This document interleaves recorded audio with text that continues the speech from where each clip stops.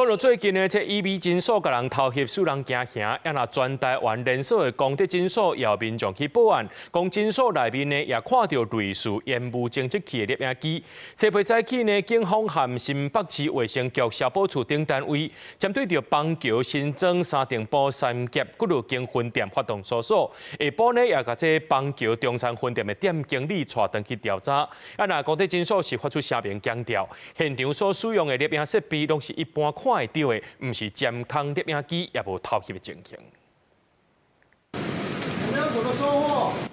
警察摸一箱的證物，對佇咧後邊是連鎖EV診所、公德診所、新北市邦橋中山分店的經理，隨後老被帶回去調查，因為這也牽涉偷襲的代誌。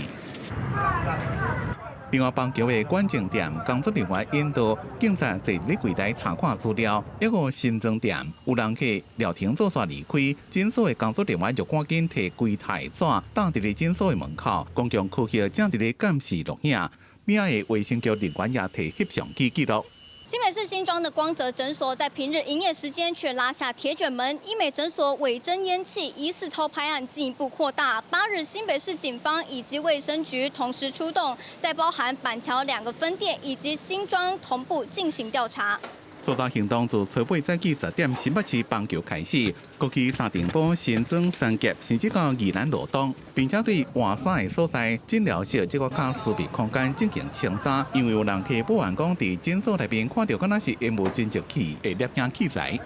覺得自己身體有受到侵犯嗎？我們沒有仔細查，是真的看不到。我覺得應該提前告知會比較好。比如說像按摩的地方之類的，可能會脫光光或換衣服之類的，還是會擔心。新北市衛生局也公布發動行政稽查，強調依照醫療機構醫療運輸維護規範，在公共場所設監視設備，就在明顯的所在，當相關文字甲人講有佇咧攝影，以便雙方若愛錄音或者是錄影，也先得到對方的同意，若無就是違法。倘後續經查結果有違反醫療法72條相關規定，本局將處分診所最高25萬罰鍰。如案內行為人是醫事人員，最重可廢止職業執照。公德診所強調，現場用的攝影器材攏是一般會當辨識的設備，並不是溫狀式或者是監控攝影的器材，無挑工暗砍或者是偷襲。到初八下晝調查結果也未出來，不過醫美療程牽涉真濟人客運輸，業者愛遵守規範，才能讓民眾安心的看診空間。記者綜合報道。